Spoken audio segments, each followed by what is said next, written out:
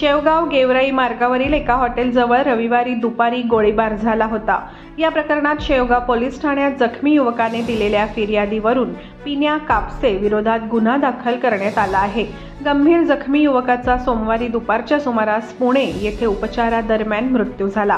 अर्जुन संजय पवार असे उपचारादरम्यान मृत्यू झालेल्या युवकाचे नाव असून तो मूळचा या प्रकरणात यवतमाळचा रहिवासी आहे।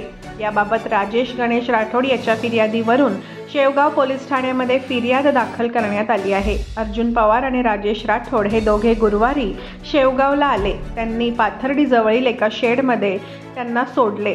तेथे चौघेही मुक्कामी राहिले। शुक्रवारी संदीप मच्छिंद्र पवार यांनी मोबाईलमधील फोटो दाखवत हा पिन्या कापसे असून याला संपायचे आहे असे सांगितले।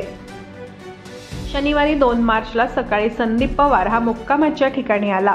2 पिस्तूल आणि 3 कोयते दाखवून स्वतःजवळ ठेवले। त्यानंतर सर्व चौघे जण 2 वेगवेगळ्या मोटरसायकलवरून शेवगाव येथे गेले।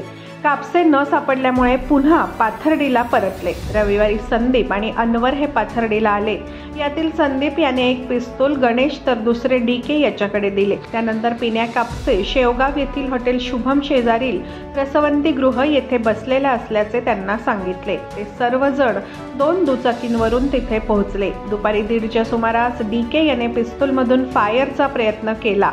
तसेच गणेश यानेही त्याच्याकडील पिस्तूल काढून 2 राऊंड फायर केले, परंतु ते पिन्या कापसे याला लागले नाही। त्यानंतर सर्वजण तेथून जात असताना पिन्याने एका दुचाकीला पाठीमागून जोराची धडक दिली।